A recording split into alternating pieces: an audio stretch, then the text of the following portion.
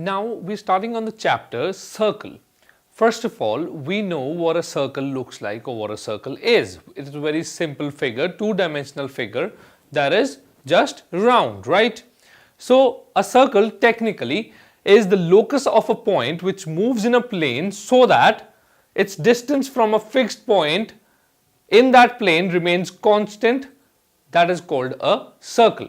What is that fixed point from which the distance remains the same? That is the center of the circle.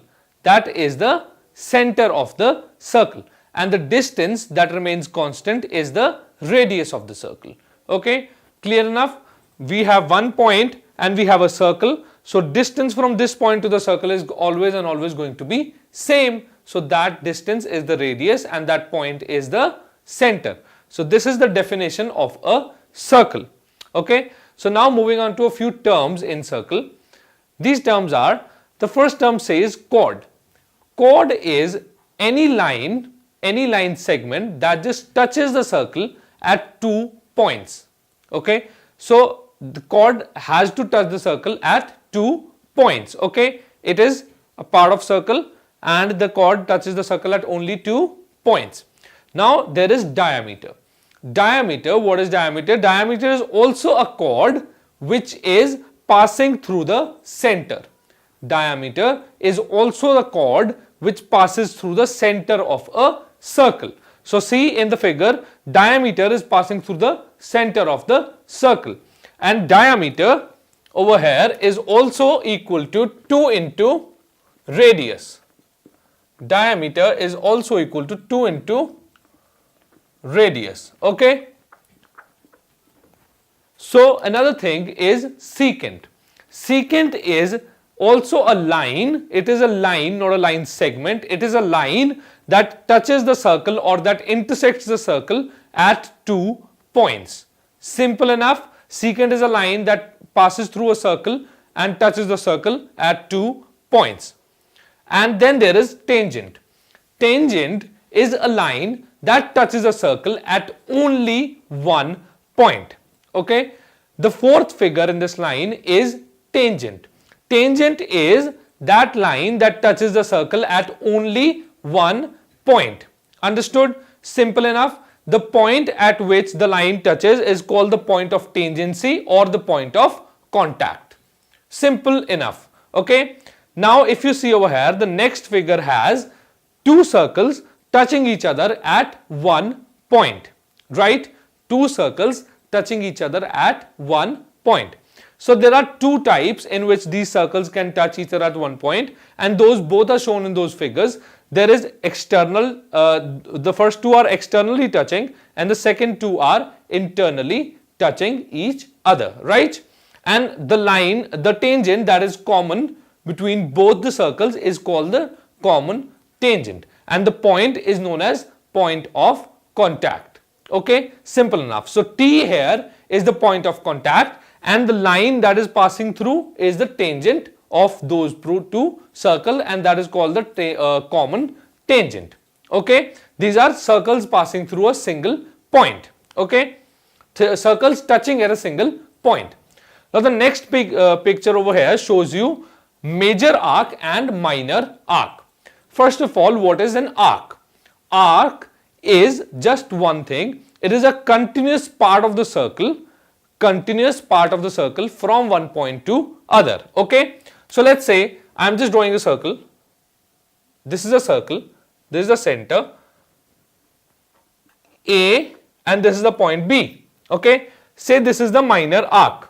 Okay, so this arc, how is this denoted? Either it is written as arc AB.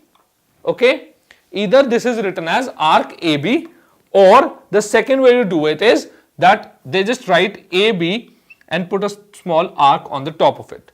This is another way to write arc AB. Now what are minor arc and major arc?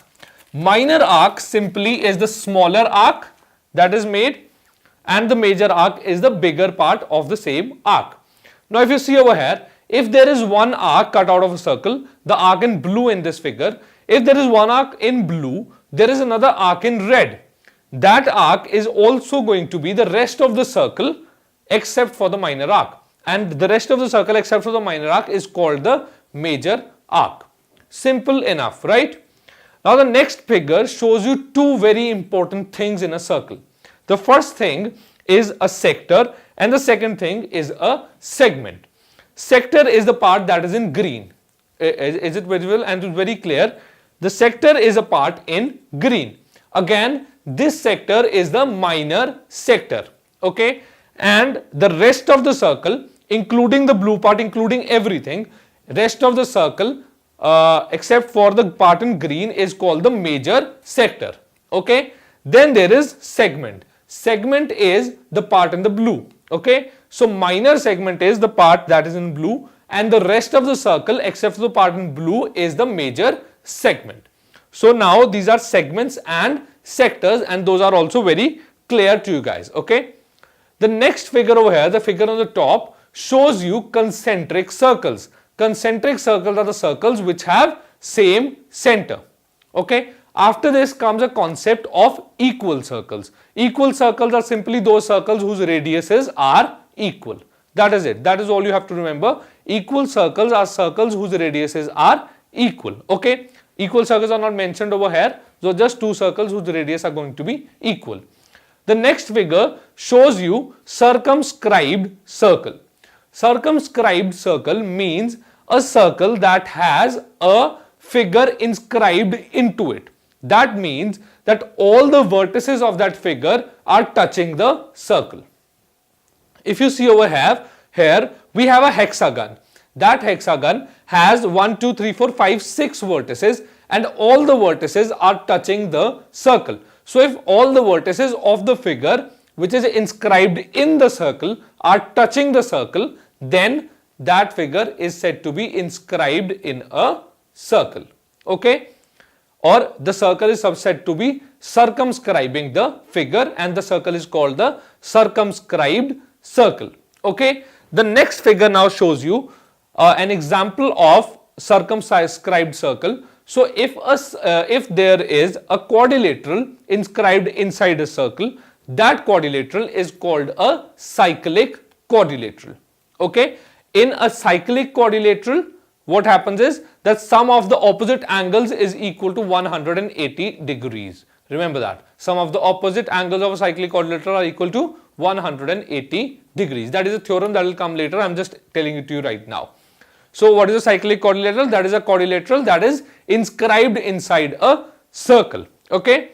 Next here we have an inscribed circle. What is an inscribed circle? Inscribed circle is a circle that is inscribed inside a figure. Now this figure can be anything. This figure can be a quadrilateral or a triangle or a pentagon or a hexagon. It can be anything. But a circle has to be inside that figure and that circle is called an inscribed circle. Same ways as inscribed circle can be inside any figure, same ways circumscribed circle can also have any figure inside that circle. So now these are a few examples that I have given you of some terms, and after these terms we will now be studying a few theorems based on the chapter circles, and I'll just cover those in the next video.